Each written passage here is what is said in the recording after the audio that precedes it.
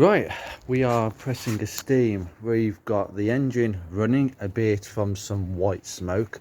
This car really does need running in because I'm convinced that this is stuffed with coolant. I'm hoping not, that I have done a good job and it's not something that I've made a mistake on.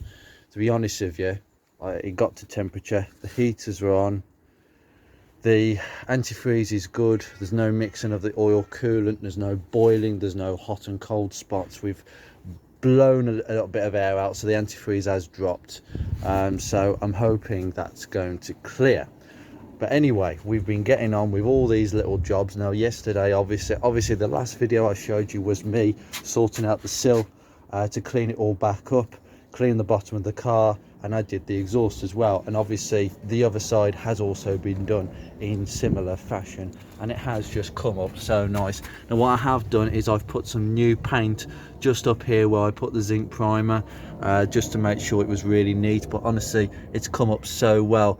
There's nothing really to talk about, and I tell you what, the underside has come up extremely well as well. Absolutely brilliant. I mean, obviously as I'm cleaning the car, I'm recognizing all the little chips here and there and the little cracks here and there, but this was going to happen. What is going to happen is I'm going to wet sand the car completely. I've already had a crack just on this here and it's come up so well. That is super smooth. I mean, that's,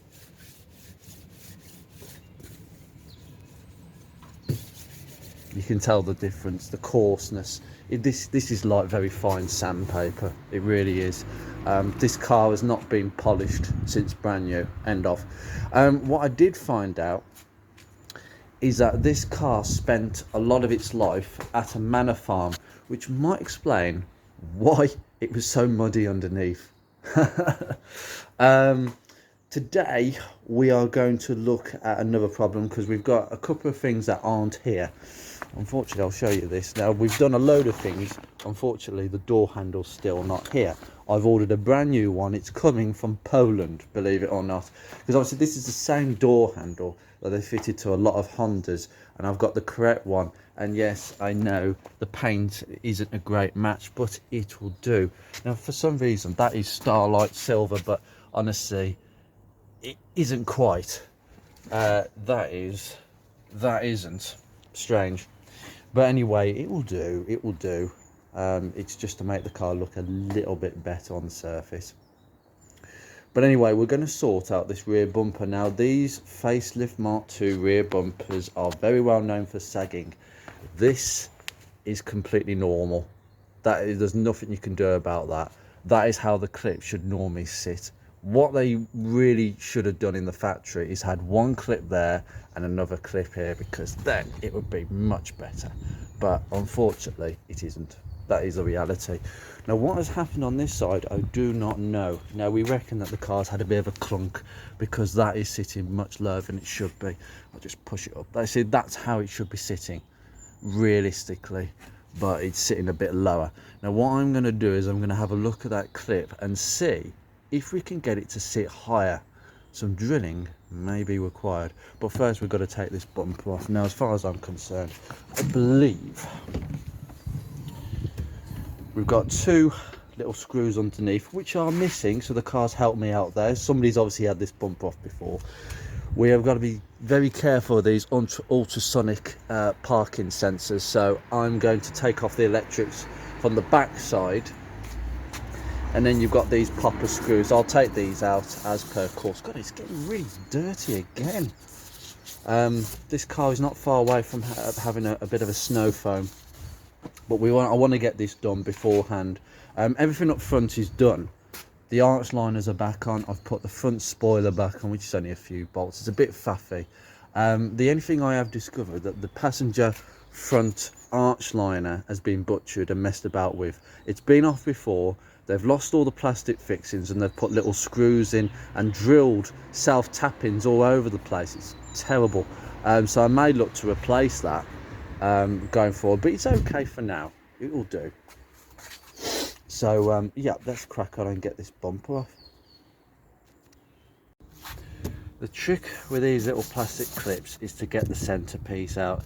If you can't get the centerpiece out, I suggest just getting a pry bar and just going under the whole thing. It's possible it might break. I mean, that one's come out nicely. This one has gone a bit broken, but that's what happens with them. They're not the greatest things to remove, but I'll just take these two out in a similar fashion. So what I do is I just get a pick underneath the head and see what I mean. That will move up now. This one is this one actually will move up. So once you've got the centerpiece out, just take the rest of it out.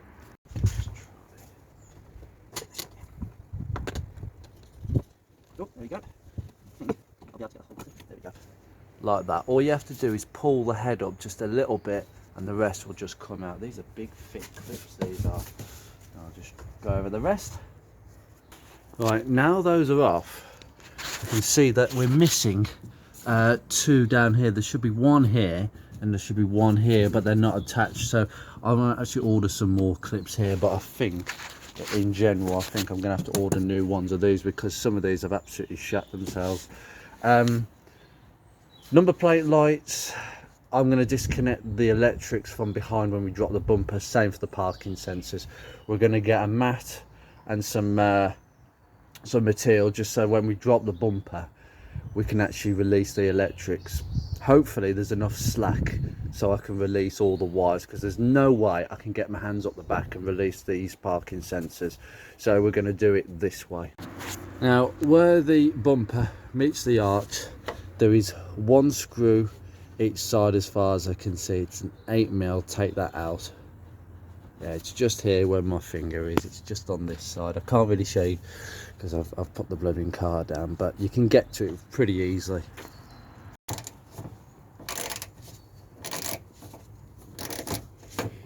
Easy peasy, it came off. Right, slacking off really easily.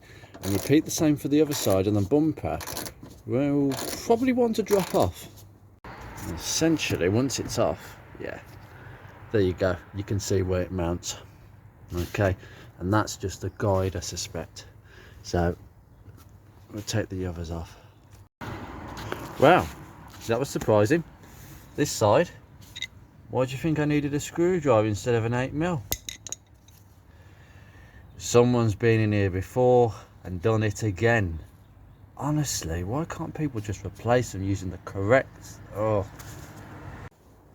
Prepare to watch me struggle. Oh, that was slightly easy. Right, let's lower that. You've got a lot of mess under it.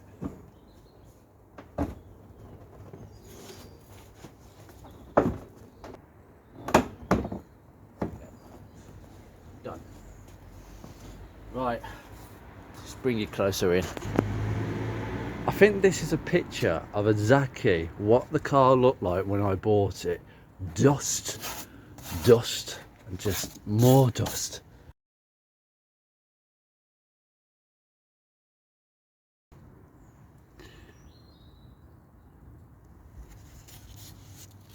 The reinforcer brackets. Oh dear me. Now presumably these go into the chassis rails. Increase it. There's no crash bar. I thought there'd have been a crash bar, but there's no mountings for it, so clearly this was how they designed it. Yeah, just gotta be careful of this electrics. They're actually, I've got it at the correct level, but all this is just, oh god, I'm surprised these parking sensors actually work with this amount of gross. Ooh. Yeah, I'm gonna need a bucket of water. Have a quick look. Now, this is the clip. Now that one seems pretty true. It's sitting a little bit higher, but it's not, it's sitting quite healthily, right? Now this one over here, it's just too floppy. It's gone floppy. Do you know what I'm thinking of doing? And I've heard of a something somebody else did. I've gone and checked the vents. As far as I'm aware, these vents don't leak, so I'm inclined to leave it alone because I don't want to be messing around with it. I could put some silicone on it, knowing my inherently Ford's issues with the vents, but I'm actually okay to leave that for now. Yeah, I think my plan is to just, we've got to keep it, because what's happening is this: when the bumper's on it, bam, sag. It should be like that, not like that. And that's what's happening, the weight. That's why, for me, this is a design flaw. This vent should be lower, to have a little tiny version of that just here to support the bumper in two places. Now I know that the saloon version has this, because the saloon bumper is a bit longer. They've got two clips. Why didn't they do that on the hatch as well? Just stupid. But what I'm thinking of doing is drilling a hole through that clip into the body, self-tapping screw, to keep it taut, because that's the problem. Well, I've just turned it upside down and put some silicone spray to see if I can get these plugs released. And as far as I can see, what you have to do is push that in and really give it a wiggle, but I think there's some tabs holding it in. Do you know, it'd be easy just for me to unscrew the sensors. The truth is, I've got the number plate lights, which I know work. Do you know what, it'd be easier. I'm not going to bother disconnecting these, because on another day I might just want to take these out. I've just got to be careful of how taut that is actually, because that's a bit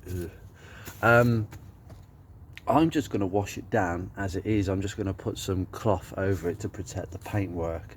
It is chipped, but you know, we'll just clean it up as best as we can.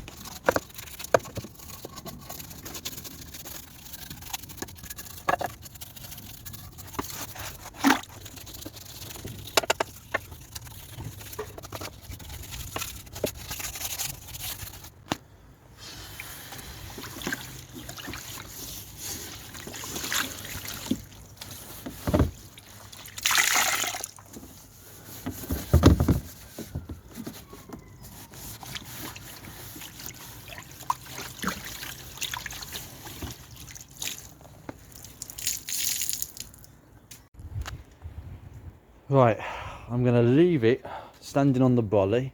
I know it's not the best solution, but actually it seems to balance rather well. I've cleaned out all the sides here. It's all been cleaned up. It's come up really, really nicely. There's some surface scabs where the bumper sits, strangely enough, but I tell you what, underneath here, absolutely fine. I might have another go at the exhaust actually and wire brush that back. And you see what I mean? The hangers are always the rustiest places on exhaust for some reason. Don't know why, don't know why. But anyway, this has all been really nicely cleaned. I'll go over with a towel at some point. That clip is good. That clip for me is okay. It's the other one, it's just gone a little bit on the saggy side. I may actually do this on both sides anyway, but this clip is certainly a little bit loose where it actually sits inside. So I'm going to have a look at seeing how I can repair that. But yeah, we'll just give it a full clean over. But it looks pretty good in there, to be honest with you. It's all drying out as it should be. But the amount of rubbish, honest to God, you know what, this has been on a farm. It's just, oh, I think this is the worst bit of the car that's left. I mean, obviously, I haven't actually given this car a proper wash, a snow foam. I've hosed it down. You know, I've done the arches, I've done the sills, I've done the engine bay. Obviously I've been doing it inside the car, but I haven't really done the whole car in general as a whole. I've just done little jobs, and the end result is it's a pretty clean car. It doesn't take a lot to clean a car, but it is a messy job, and I'm not wearing the right footwear. Crocs are not acceptable apart from me.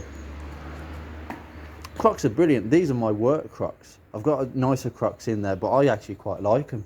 They're not preferred safety wear though. Right, stage one is to get a pry bar and get this. Oh God, it's come out.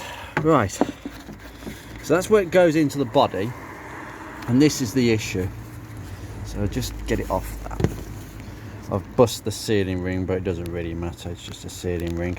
Now what I'm going to do, because this clip has obviously gone a bit funny on that side, and what it's doing, it's allowing too much movement.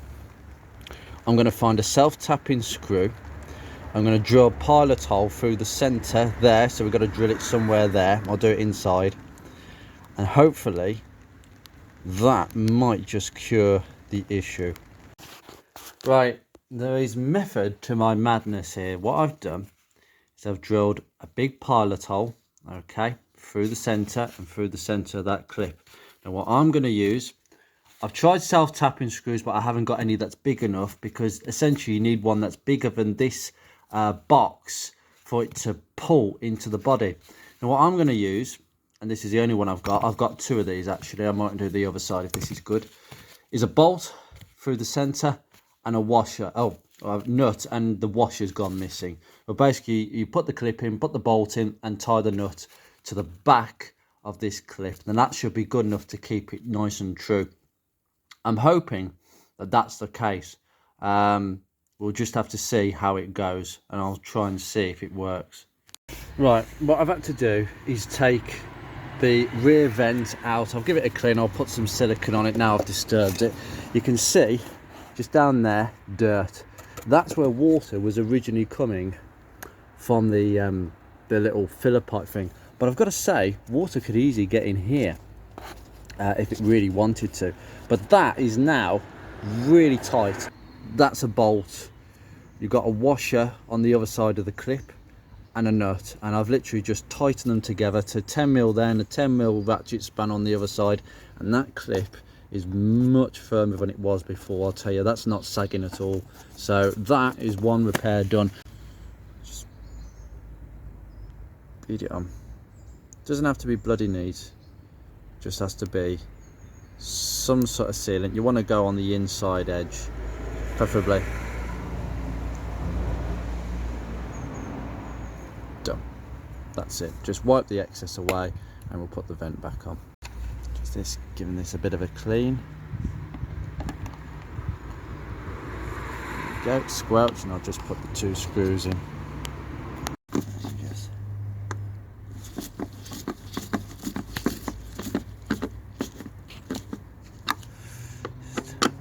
Say two Phillips screws. Ford use clips, this car uses screws. I love screws. Who doesn't love Phillips screws? There you go, and job done. We're just going to give this a bit of a clean over now. I did notice that this had Honda written on it. Oh, Honda parts finding their way everywhere, so it has squelched a little bit, but the point is the seal is in the right place where it needs to be, and that will go off overnight. You know, actually, do you know something? I actually can get access. Literally the clip's just there. If I can get a 10mm span on that side, I can do exactly the same on this side. I mean, look how dry that side is. Might be the vent that was leaking on that side actually, but do you know what? Let's do it. Let's drill the hole all the way through, bolt, nut, and this one is now tight, because that, look at that movement. Hold on, hold the camera still. That's more than enough sag for me.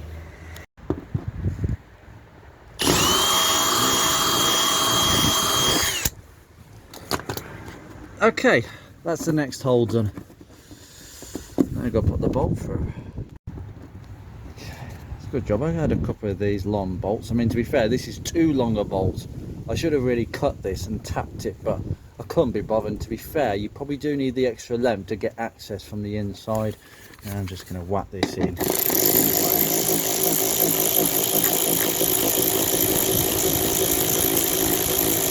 Now this is a difficult bit. Now I've got to pop this bolt and washer on that side, hold it with that 10mm spanner while ratcheting it up on the other side, and it should tighten.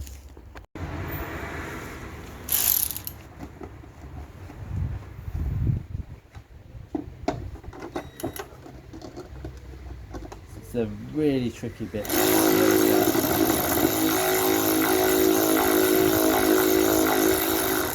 Now as I can't see what's going on, I just have to hold the ratchet.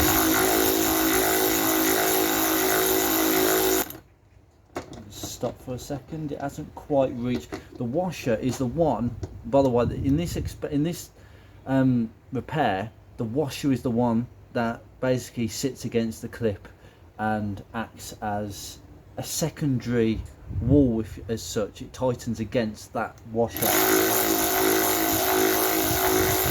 because obviously the plastic, it's gonna flex, and it's gonna try and, oh, that feels good. Right, I'm just gonna try again. Right, that feels pretty damn tight. In fact, I think the plastic may have just started to crush itself. What we're going to do is just going to whack it up just a tiny bit more.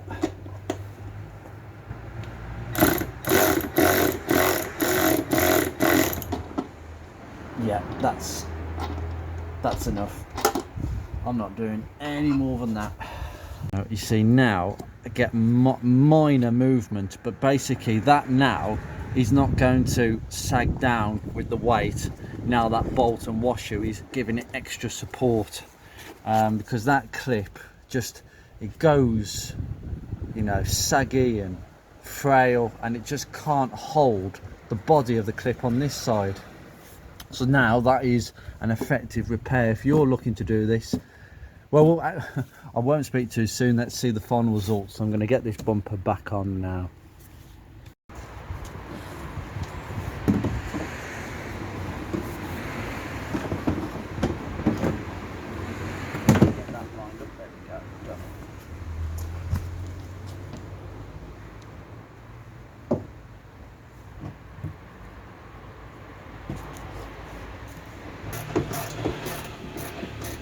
It's looking so much cleaner. It's really good, this. So after a couple of hours of cleaning and drilling and thinking, have I actually achieved anything? Well, the answer to that on this side is not really. That's what it was kind of like before, but I would say it's fitting. It is sitting a little bit better than it was before, but not much. But there is a bit of sag, but it's usual. That's not the bad side. This side is the one we wanted to concentrate on, and quite frankly, we have made some difference. I think if you look at the previous videos, there is something. I think it has had a clatter. I think there's just a little bit of movement, too much movement there, where I think the bumper may not be in the greatest of shape. I don't know if it's bent, but that is sitting a little bit more true than it was before. So I'm actually quite happy with that job. There's a couple of scuffs here and there that I've noticed. Nothing that I've done today, just some of this is going to be wet sanded. But overall, I think I can live with that, particularly as this issue on a Mark II facelift is, well, they've all got this issue because they all have the same clips, they all get old, and even putting new clips on, they still aren't great. Even the new clips somewhat don't really get them to sit nicely. As I say, they should have put a second clip on here, but clearly this is where cost cutting was really having its say. But overall, I'm pleased what I've done. I've cleaned all beyond the bumper. I'm glad I did, because all the mess, honestly, that came out is ridiculous. That rag was white earlier, well, about 30 minutes earlier.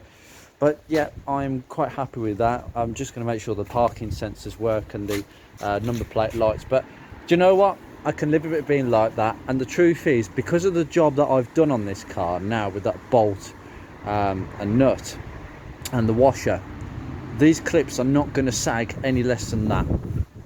The truth is, I'll just get some new clips if they have to come off. It's as simple as that. But overall, did I do a repair? Kind of. They won't get worse, put it that way. That side's a slight bit better. That is just the same. I think personally, if you see, I'd say that is as good as you get for Mark II. I really do.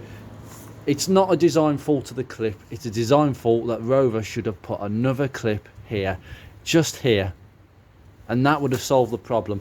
That gap is fine on a car this age. That gap isn't, but it is the way it is, to be honest. So onwards and upwards, really.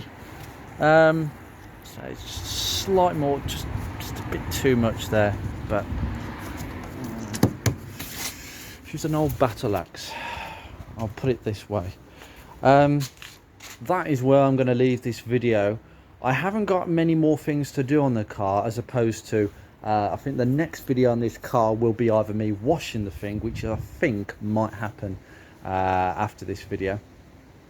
There's another job that I have to do, and it is basically the front bumper, where again we have another poorly clip. There's a clip just here that it's broken.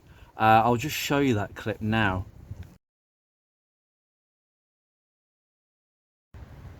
So basically that's the clip I need for the front, which is only a couple of quid from Rimmer Brothers. It's one of them fiddly jobs where I've got to get it off again.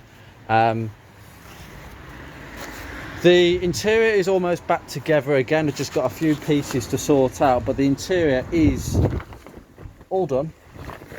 I just gotta watch this because my car cover wants to go everywhere. Sorry about that, just had to reposition the cover. But inside it's a bit dark in here, but everything is back together. Seats clean, carpets out, interior console back in. It's just a few bits I'm not really happy with. I've got to put the surround back on. There was a reason for that, unfortunately. It's all down there. But we're just waiting for the headlining. To be honest with you, I've ordered the material, but it's going to take another week or so for it to come through. I'm also waiting for the door handle from Poland so I can put the door card back on. But as far as the interior is concerned, it's been completely and utterly rebuilt, including obviously, as you saw, the door cards and windows. They all go down nicely. It's fantastic. The only thing that doesn't work on this car is the intermittent wiper motor switch. Now I'm gonna have to get the scuttle for that job, but to be honest, I don't really want to be delving into that too soon. There is a wire I have to test. There's a blue wire, it's a solid blue wire that goes to the motor. You have to check that that is getting 12 volts when you activate the switch. So I know what to do, it's just I don't want to be getting it back out again, seriously. God, give it another excuse for things to break. But this car now needs to be washed. I think that's my next step.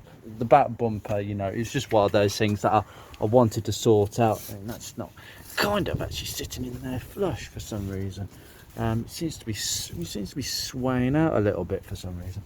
But what we are going to do is wash the car, snow foam it, because she's getting there. I just hope that the white smoke is what I think it is.